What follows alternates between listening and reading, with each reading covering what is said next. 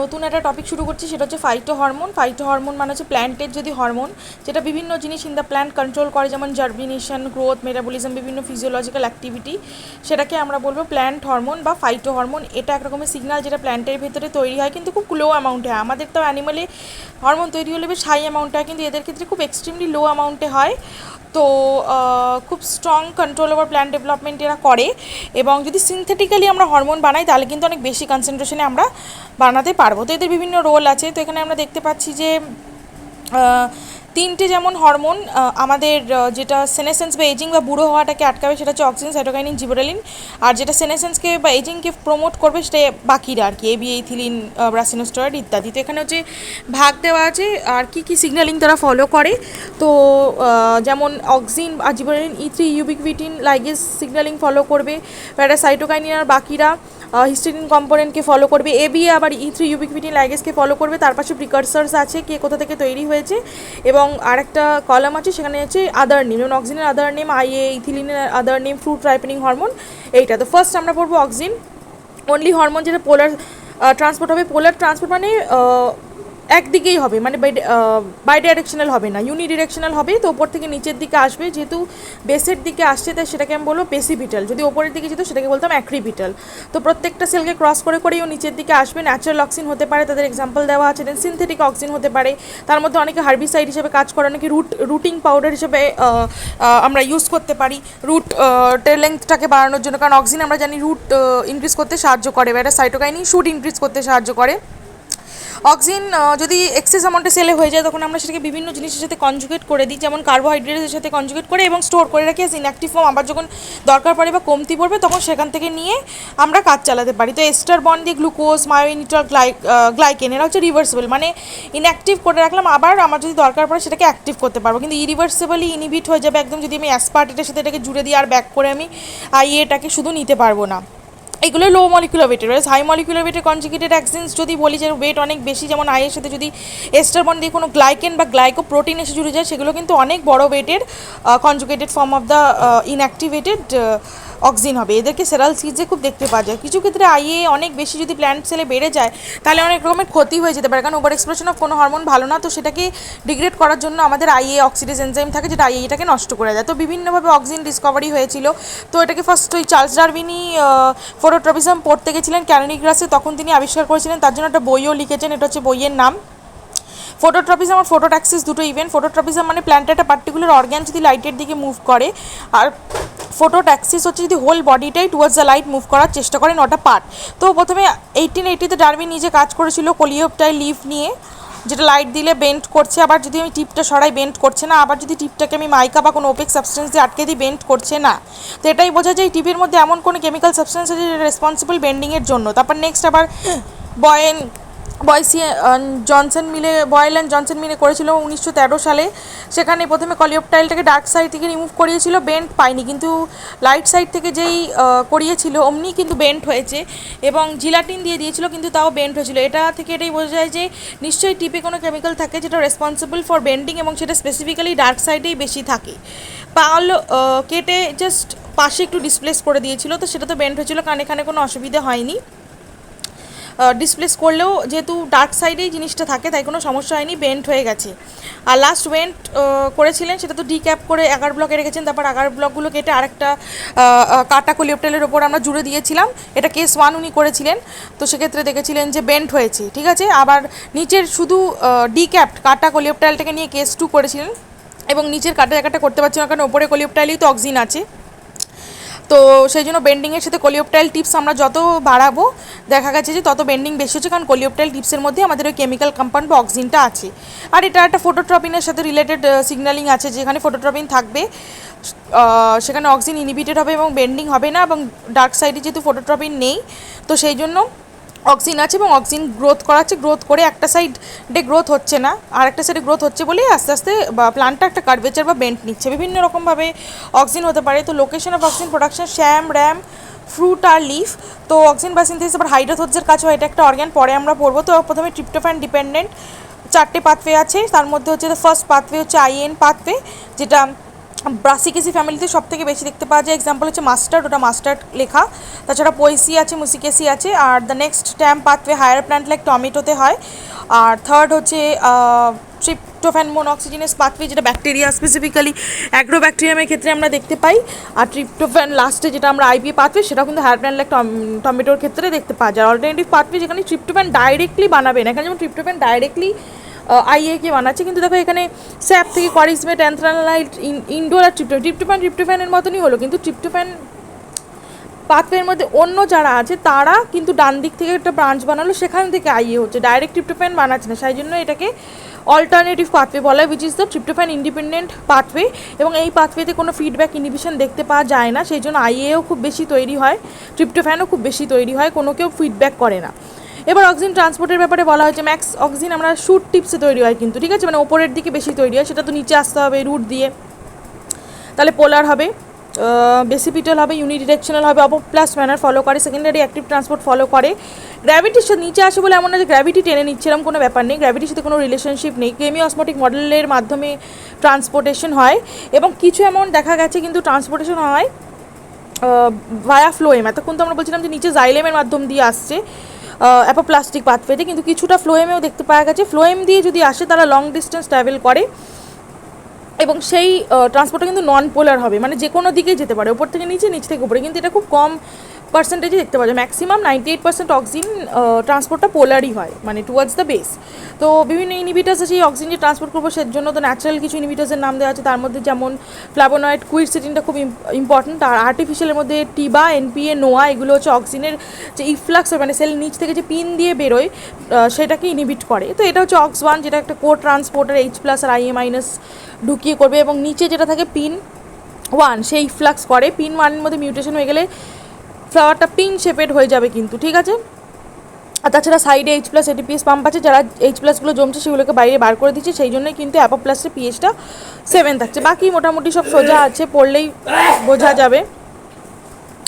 Next হচ্ছে মানে beside pin প্রোটিনের সাথে আরেকটা প্রোটিন আছে, যেটা অনেক ক্ষেত্রে ইফ্লাক্স বা বিভিন্ন ট্রান্সপোর্টেশনে হেল্প করে, সেটা হচ্ছে এবিসিবি প্রোটিন। তো আমরা দেখতে পাচ্ছি বিভিন্ন এবিসিবি আছে। প্রথমে ABCB1 আছে, যেটা দেখা যাচ্ছে যে যদি ওপরের দিকে যে আমাদের শ্যুট টিপে তৈরি হয়, সেখানে কিছু নন ডাইরেকশনাল চারিদিকে ছড়িয়ে যেতে সাহায্য করে, বেসিক্যালি ওই শ্যুটের যে জায়গাটা তৈরি হলো, ঠিক আছে, শ্যামে। নেক্সট হচ্ছে রুটে আসতে সাহায্য করে ABCB19। তাছাড়া ABCB4 হচ্ছে রুট হেয়ারসে যেতে সাহায্য করে। তাহলে প্রথমে একদম ওপরে একটা শ্যুটে ছড়াতে সাহায্য করলো, মাঝখানে একটা রুটে আসতে সাহায্য করছে মানে নিচে, আর একদম নিচে যেটা আমরা পড়লাম 4, সেটা রুট হেয়ারে ছড়িয়ে যেতে সাহায্য করছে, কারণ ওই একটা জায়গাতে এসে জমে থাকলে হবে না, এটাকে ছড়াতে হবে চারিদিকে। তারপর তো অক্সিজেন সিগন্যালিং প্ল্যান গ্রোথ আর ডেভেলপমেন্টের জন্য রেসপন্সিবল, এগুলো বিভিন্ন রকম ফুল ফর্ম আছে, এগুলো একটু পড়ে নিতে হবে। তার মধ্যে একটা জিনিসই ইম্পর্টেন্ট, সেটা হচ্ছে ARF, তো অক্সিজেন রেসপন্স এলিমেন্ট। আর আমাদের যে লিগেন্ড যেটা আমি বলেছি, যার 3টে নাম হতে পারে, তার মধ্যে টির ওয়ানের হচ্ছে অ্যাকচুয়ালি একটা F-বক্স প্রোটিন একটা কনজার্ভ টাইপের প্রোটিন, যেটা ইউক্যারিওটসের মধ্যে দেখতে পাওয়া যায়। এটা একটা কম্পোনেন্ট অফ E3 ইউবিকুইটিন লাইগেজ, যেটা টার্গেট প্রোটিনকে 26S প্রোটিওজোমে পাঠিয়ে দেবে নষ্ট হওয়ার জন্য। তো অক্সিজেন পড়লেই টির1 সিমুলেটেড হয়ে যাবে, এবং মাথায় রাখতে হবে যে এবার আমাকে ইউবিকুইটিনেশন করতে হবে। সেই ইউবিকুইটিনেশনের মধ্যে একটা বক্স আছে F-বক্স, ঠিক আছে, আর আছে SCF। তো SCF হচ্ছে কি, SCF 3টে প্রোটিন দিয়ে গঠিত। একটা হচ্ছে SKP1, তার উপরে থাকবে F-বক্স, এবং SKP1-এর নিচে থাকবে কুলিন, এবং তার সাথে এসে জুড়বে RBX1। তো SCF-এর মেনলি এই 3টেই কম্পোনেন্ট, তাদের সাথে এসে জোরে আরেকটা কম্পোনেন্ট RBX1, আর এই দিক থেকে E2 তৈরি হয়, এবং E2 ইউবিকুইটিনেশন নিয়ে এসে RBX-এর সাথে জোড়ে, আর ওইদিকে F-বক্স আমাদের টার্গেট প্রোটিনকে ধরে, and as a result target প্রোটিনের ওপরে ইউবিকুইটিনগুলো E2 লাগিয়ে দেয়, এবং তারপরে আমাদের টার্গেট প্রোটিনটাকে 26S প্রোটিওজোমে পাঠিয়ে দেওয়া হয়, এবং তার জন্য তাদের ডিস্ট্রাকশন হয়ে যায়। দিস ইজ দ্য সিগন্যালিং, যে অক্সিজেন যখন থাকবে না, ARF একা মানে হেটেরোডাইমার ফর্ম করবে ইনহিবিটারের সাথে, এবং ডিএনএ এলিমেন্টকে অন করতে পারবে না, কিন্তু যে অক্সিজেন চলে এলো SCF ওটাকে নষ্ট করে দিল, এবং তারপরে ARF ফ্রি, এবং ARF একটা হোমোডাইমার ফর্ম করলো, হোমোডাইমের ফর্মেটে একমাত্র একটা অ্যাক্টিভ, AR-এর উপর বসলো, বিভিন্ন রকম গ্রোথ ডেভেলপমেন্ট জিন্স তৈরি করলো। তার মধ্যে আমাদের রিপ্রেসারটাকেও বানায়, রিপ্রেসারটা কিন্তু আবার গিয়ে যাতে অত্যাধিক অক্সিজেন সিগন্যালিং না হয়, তাহলে তো টিউমার হয়ে যেতে পারে প্ল্যান্টের মধ্যে, সেটাকে ফিডব্যাক ইনহিবিশনের জন্য তৈরি হয়। তাছাড়া কিছু স্ট্রেস জিন্সকেও অ্যাক্টিভ করে, তার মধ্যে একজন হচ্ছে অ্যাসিটিলিন বানানোর এনজাইমকে অ্যাক্টিভ করে, যাতে স্ট্রেস কন্ডিশনে প্ল্যান্টকে অ্যাবসিশনে পাঠিয়ে দেওয়া যায়, সেই জন্য ও ইনডাইরেক্টলি ইথিলিনকেও অ্যাক্টিভ করতে সাহায্য করে। এবার হচ্ছে রোলস, এটা তো বিভিন্ন রকম রোলসের ব্যাপারে এখানে দেওয়া আছে, কিন্তু এখানে আরেকটা জিনিস দেওয়া উচিত ছিল। আচ্ছা, আমি রিঅ্যারেঞ্জ করতে ভুলে গেছি। তো ফার্স্ট আগে আমরা এটা বলবো যে ফিজিওলজিক্যাল রোল, অক্সিজেন H+ যেমন পাম্প করতে সাহায্য করে, কিছুই না। সেল ইলংগেশন হচ্ছে ফার্স্ট রোল, যে অ্যাসিড কোষ হাইপোথিসিস, সেল ওয়ালে না বিভিন্ন পলিমার্স থাকে, তার মধ্যে একটা ইম্পর্টেন্ট ক্রস লিঙ্কিং করে দেয় জাইলোগ্লাইকেন। জাইলোগ্লাইকেন যদি থাকে তাহলে কিন্তু সেল আমাদের লম্বা বা এক্সপ্যান্ড হতে পারবে না, ঠিক আছে। তো এক্সপ্যান্ড করানোর জন্য আমার একটা অক্সিজেন সিগন্যালিং দরকার। অক্সিজেন সিগন্যালিং যদি হয় তাহলে আমাদের H+ প্রোটন পাম্প, যেটা পিএমএ লোকেটেড আছে, সেটা অ্যাক্টিভ হবে। অ্যাক্টিভ হলে সেল ওয়ালটা লম্বা হবে এবং সেল ওয়ালে প্রচুর H+ এসে জমা হতে পারবে, ঠিক আছে, ফ্রম সাইটোপ্লাজম।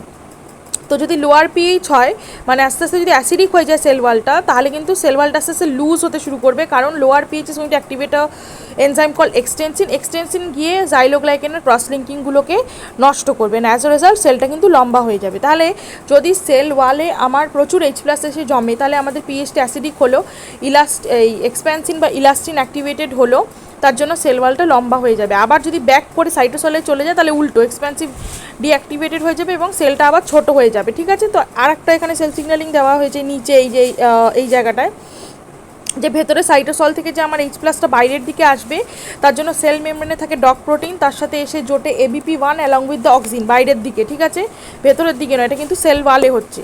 তারপরে সে অ্যাক্টিভেট করবে PLA মানে phospholipase A2। Phospholipase A2 intern বিভিন্ন জিনিসকে অ্যাক্টিভেট করবে, সেল মেমব্রেনের কিছু ফ্যাটি অ্যাসিডসকে, লাইপোফসফিক অ্যাসিডকে, প্রোটিন কাইনেসকে। তারা বলবে যে আরও বেশি বেশি H+ পাম্প হও, তাহলে H+টা ভেতর থেকে বাইরের দিকে আসবে, অ্যান্ড অ্যাজ এ রেজাল্ট আমাদের সেলটা ইলংগেটেড হবে। আচ্ছা, এই সেম একটা এফেক্ট একটা ফাঙ্গাল টক্সিন করতে পারে, যেটা আমরা একটা ফাঙ্গি থেকে পাই, মনে হয় ফিউজিকক্কিন এরকম। এটা হচ্ছে একটা ফাইটোটক্সিন, আমার ফাঙ্গাসটার নাম ঠিক এই মুহূর্তে মনে পড়ছে না। তো এটা ওই ফাঙ্গিটা রিলিজ করে, এবং এটা যদি এসে প্ল্যান্টের ওপরে পড়ে, তাহলে এও সেম এফেক্ট করে, সেল ওয়ালে একটা H+ পাম্প ফিট করে দেবে, অ্যান্ড অ্যাজ এ রেজাল্ট ভেতর থেকে যা H+ আছে সব বাইরে বেরিয়ে চলে আসবে। এ ঠিক ওই H+ পাম্পের মতনই সিমিলার আর কি। এটা একটা টক্সিন যেটা আমরা প্ল্যান্ট বডি থেকে পাই। এটা তো ফার্স্ট রোল হলো। এবার আরও বিভিন্ন রোল আছে। একটা হচ্ছে ফোটোট্রপিজম, তাহলে লাইট পেলে সেদিকে বেন্ট নেবে। গ্র্যাভিট্রপিজম, জেনারেলি তো গ্র্যাভিটির সাথে রোল নেই, আমরা পড়েছি আগে, কিন্তু গ্র্যাভিট্রপিজম হচ্ছে যে অ্যামাইলোপ্লাস্ট, যেটা তার মধ্যে স্ট্যাটোলিডস বলে কিছু জিনিস থাকে, সেই স্ট্যাটোলিডসগুলো স্টোর করে আমাদের স্টার্চ, ঠিক আছে। সেটা মেইনলি অনেক সময় perception of gravity in the প্ল্যান্টসের জন্য রেসপন্সিবল, ঠিক আছে। কারণ কি, এই যে স্টার্চটা আমরা রেখেছি ভেতরে, তাদের মধ্যে দেখতে পাওয়া যায় একটা RNA, সেটাকে আমি বলবো স্মল অক্সিন আপরেগুলেটেড RNA। তো তারা শো করে, those element shows that auxin is also doing some growth here. The next is apical ডমিনেন্সকেও প্রমোট করবে। অ্যাপিক্যাল ডমিনেন্সকে প্রমোট করা মানে কিন্তু ল্যাটারাল বার্ডও ইনহিবিট করবে, ঠিক আছে। ও সেল ইলংগেশনে হেল্প করে, কিন্তু ডিভিশনে নয়, ডিভিশনে হেল্প করে সাইটোকাইনিন, ঠিক আছে।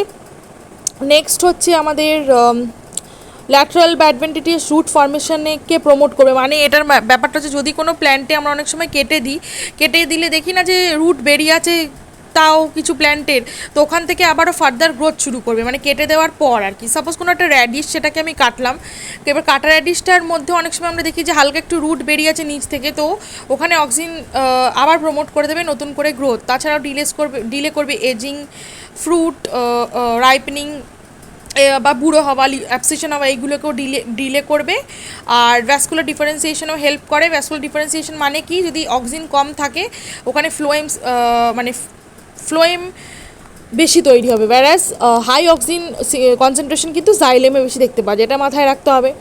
আচ্ছা, অক্সিজেন রিডিস্ট্রিবিউশন কি, দেখো অক্সিজেন একদম ওপরে থেকে লম্বা করে গ্রো হচ্ছে, ঠিক আছে। এবার যদি আমি এই গাছটাকেই উল্টে দিই, বাঁকা করে রাখি, তাহলে গাছটা দেখো সোজা হয়ে আবার গ্রো করছে, মানে বেন্ট নিয়ে গ্রো করছে। এটাই বলতে চাইছে যে অক্সিজেন এইভাবে রিডিস্ট্রিবিউটেড। তারপর ক্যাম্বিয়াল অ্যাক্টিভিটিকে প্রমোট করে। তাছাড়া বলতে চাইছে পার্থেনোকার্পি করে। পার্থেনোকার্পি তো সিডলেস ফ্রুট বানানো হবে, যেটা হচ্ছে মানে যেখানে কোনো ফার্টিলাইজেশন হবে না, ঠিক আছে, কোনো সিড যেখানে পাওয়া যাবে না। ডেভেলপমেন্ট অফ ফ্রুট হবে বাট উইদাউট দ্য ফার্টিলাইজেশন, এবং এটা বিভিন্ন হরমোন দিয়ে হতে, মানে দুটো হরমোনই এটা করতে পারে, একটা জিবরেলিক অ্যাসিড যেটা আমরা পড়বো, এবং অক্সিনেরও 3টে ফর্মই একমাত্র করতে পারে, সেটা হচ্ছে ওই ইন্ডোল অ্যাসিডিক অ্যাসিড, আর ইন্ডোল বিউটারিক অ্যাসিড, আর ন্যাপথলিন অ্যাসিডিক অ্যাসিড, মানে অক্সিনের 3টে ফর্ম যেটা আমরা পড়েছি।